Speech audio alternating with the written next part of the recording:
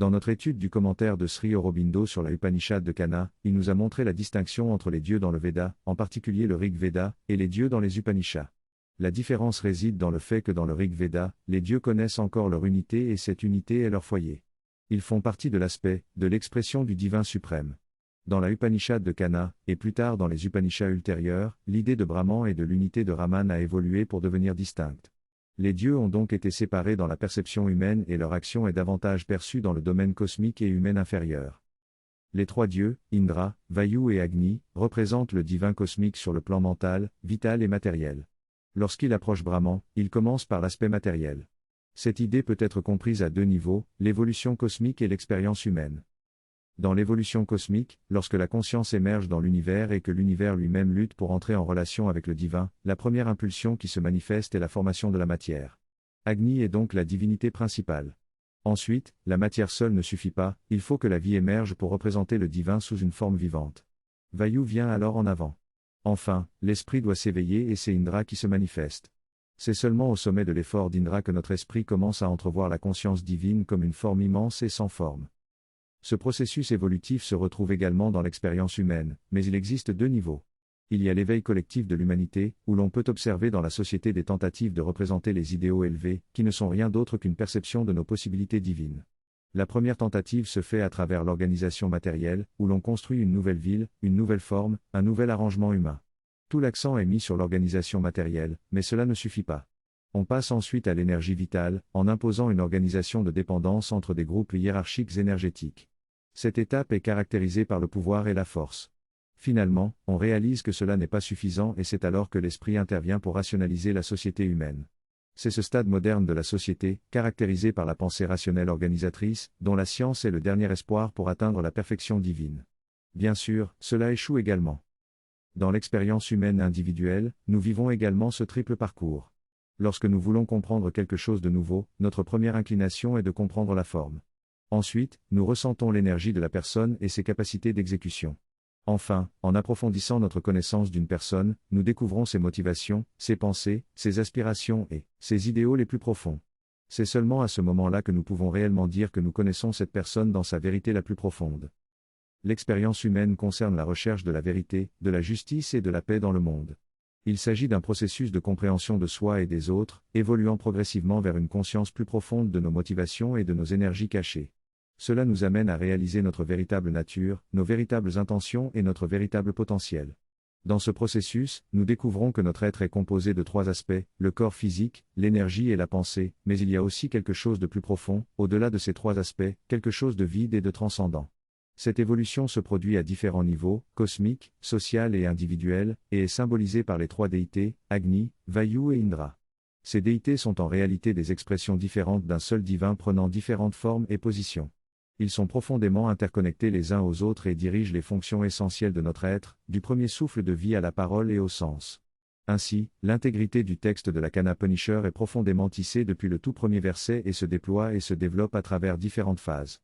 Agni, en tant que force consciente dans la matière, est essentiel pour la création et le développement de l'univers, de la vie et de l'esprit. Il est le moteur premier de la parole, indissociablement lié à Vayu et Indra, qui représentent respectivement le souffle et la pensée derrière la parole. Ces trois fonctions sont interdépendantes et indispensables les unes aux autres. Agni est également le connaissant de toutes choses et la clé de compréhension de tous les phénomènes cosmiques. Ce qui nous amène à étudier plus en profondeur son rôle dans l'émergence de la forme. Agni joue un rôle de force motrice dans le développement de toutes les formes matérielles, qu'il s'agisse d'atomes, de molécules ou même de notre propre corps physique. Il agit en tant que chaleur intense au départ, puis cette chaleur laisse place à la lumière. Agni est à la fois celui qui pousse les formes à émerger et celui qui les soutient car tout est instable. Il prend la forme qui se décompose pour en créer une nouvelle, créant ainsi un cycle de formes répétitives qui donne l'apparence de stabilité. Agni connaît les lois qui régissent l'univers et le processus de développement des formes. Les lois physiques sont statiques mais la chimie, la biologie et même la psychologie sont des processus de déploiement dans lesquels Agni est à l'œuvre. Il sait également que chaque forme a ses limites inhérentes. Par exemple, une fleur peut pousser et se développer mais elle ne peut dépasser certaines limites, sinon elle ne serait plus une fleur. Il en va de même pour les arbres et même pour le corps humain. Il y a des contradictions et des limites en le développement des forces physiques, mentales et même psychologiques. Trouver un équilibre et développer harmonieusement toutes ces facettes est extrêmement difficile. Les formes évoluent et repoussent leurs limites au fil du temps, mais elles restent toujours gouvernées par des lois et des limites. La réflexion débutée dans le texte porte sur la capacité du corps humain à repousser ses limites, notamment lors des Jeux olympiques. Malgré les prédictions des scientifiques il y a un siècle, l'homme a réussi à courir plus vite que le cheval et à repousser les limites biologiques. Cela montre que le corps humain est capable de dépasser les limites qui lui sont imposées. Cependant, cette capacité de croissance et de dépassement a ses propres limites. L'univers lui-même est défini par des limites et une interdépendance entre toutes choses. Agni est mentionné comme le gardien de ces limites et de la connaissance de l'interdépendance de l'univers.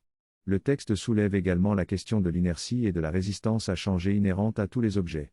La physique a montré que l'inertie d'un objet peut être calculée en prenant en compte l'influence de tout l'univers sur cet objet. Ainsi, chaque objet est influencé par tous les autres.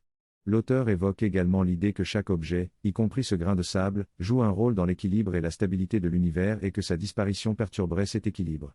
En conclusion, le texte explore la notion de limite et d'interdépendance dans l'univers et suggère que la connaissance de ces interdépendances et de ces limites est détenue par Agni. Agni détient une connaissance profonde de tous les domaines, tels que la physique, la chimie, la biologie, la psychologie, ainsi que toutes les lois régissant l'univers matériel. Cette connaissance n'est pas uniquement sous forme de lois, mais également une compréhension des relations entre toutes les particules et objets en mouvement. Agni possède une connaissance omnisciente de ces relations, ainsi qu'un pouvoir actif qui façonne l'univers à une échelle cosmique. Agni est le connaissant de toutes les naissances, c'est-à-dire qu'il possède la connaissance de toutes les choses nées, mais aussi la connaissance des naissances de toutes choses. Agni est au-dessus de toute naissance et possède une connaissance innée véritable. Cependant, il y a une limite subtile à sa connaissance, celle des choses qui ne sont pas nées. Si quelque chose de nouveau apparaît devant les dieux, quelque chose qui n'a jamais existé dans l'univers, cela signifie qu'il y a une naissance avec un grand N. Les dieux, qui connaissent tout, sont déconcertés par cette nouveauté, et c'est Agni qui est envoyé en avant pour comprendre cette nouvelle naissance et déterminer ses limites, sa force et ses potentialités. Agni possède donc la connaissance de toutes choses, y compris les lois qui gouvernent cette nouvelle naissance. Il est ainsi demandé à Agni de comprendre cette nouvelle naissance et ses caractéristiques. Les dieux et Agni ne sont pas des entités séparées, mais une unité de conscience qui se déplace collectivement et spontanément. Agni accepte cette tâche sans hésitation, car c'est le mouvement naturel de la conscience collective des dieux qui le guide. Il ne dit pas oui, je le ferai mais plutôt ainsi soit-il, car il est conscient que cette décision vient de l'unité de conscience des dieux et de lui-même. Ce mouvement se fait sans hésitation, en mettant en avant sa capacité à tout connaître. C'est ainsi que se déroule cette expérience profondément ancrée dans la phraséologie utilisée. Dans ces extraits, il est fait référence à Agni, qui symbolise la puissance de connaissance et de transformation. Lorsque notre conscience se tourne vers le divin, Agni est l'aspect de notre pouvoir de connaissance. Il est décrit comme celui qui connaît toutes choses et qui peut tout brûler sur terre. Agni est la flamme du temps et de la mort, capable de dévorer tout ce qui est né dans l'univers matériel. Cependant, il est léger face à une simple lame d'herbe soutenue par la puissance de l'Éternel. Agni ne peut pas brûler quelque chose qui est au-delà de son pouvoir. Cela montre que même si Agni a la connaissance de toutes les naissances et processus dans l'univers matériel, il ne peut pas comprendre ou connaître l'essence de l'éternité. Ainsi, Agni est forcé de retourner sans avoir pu trouver ce qu'il cherchait. Cette interaction entre la conscience humaine et la force divine est une description de la quête de la connaissance ultime. Agni représente notre pouvoir de connaissance, mais il est limité face à la grandeur de l'éternité. Dans ce texte, l'auteur aborde le concept de niveau subatomique et de réaction nucléaire au sein de l'atome. Il explique que ces processus sont essentiellement des variations du même processus d'Agni, qui se produit à 3 niveaux différents dans la matière. Il souligne que ce processus est également présent dans notre psychologie, où nous devons décomposer quelque chose pour le comprendre, puis le reconstruire. Cela s'applique également à la science moderne et à la technologie, où nous observons les processus naturels, les démontons, les améliorons et les réorganisons pour les rendre plus efficaces. L'auteur fait référence à Agni comme une force divine qui assimile et transforme toute chose en matière de développement et de formation. Il explique en outre que Agni est à la fois une intelligence vivante universelle, représentative de la force de Dieu, et qu'il est également présent dans le feu, dans la nature et dans le monde physique. L'auteur conclut en invitant les lecteurs à se concentrer sur la recherche du divin qui se cache derrière les formes apparentes, que ce soit des personnes ou des phénomènes naturels tels que le feu. Dans cette manifestation, l'homme n'est pas seulement son corps, mais également ses actions et son travail. De même, la pensée n'est pas seulement exprimée par des regards et des gestes, mais aussi par des paroles et des actions. Agni, le feu, n'est pas seulement manifesté par le feu lui-même, mais aussi par toutes les actions et les forces de chaleur et de brillance dans le monde. De même, Dieu n'est pas seulement manifesté par le monde matériel, mais aussi par les mouvements et les harmonies de l'action de la conscience qui soutient et informe ses apparences matérielles. Agni est un Dieu pur, qui ne se soucie pas des impuretés sur lesquelles il se nourrit. Il joue avec le bien et le mal, les transformant et les purifiant. Il est à la fois redoutable, puissant, bienveillant et aimant. C'est la force de la connaissance qui brûle et purifie. Agni peut tout brûler sur terre, représentant ainsi son pouvoir de transformation et de création. Toutefois, lorsqu'on lui présente une simple lame d'herbe à brûler, il échoue. Cela montre la puissance intrinsèque d'Agni, mais aussi ses limites. Finalement, Agni est le démon inconnaissable qui possède le pouvoir de tout brûler, mais qui est impossible à comprendre. Dans ce texte, l'auteur explore la nature de la connaissance et de la compréhension. Il affirme que notre capacité à connaître est limitée par notre propension à réduire les choses en forme, processus, limites et relations. Cette approche analytique nous permet de comprendre le monde matériel, mais ne peut pas nous permettre de connaître le divin. L'auteur suggère qu'il existe une autre forme de connaissance, une connaissance globale et holistique, qui ne se limite pas à la fragmentation des choses matérielles. Il fait référence à cette forme de connaissance comme étant un pouvoir de cognition plus puissant.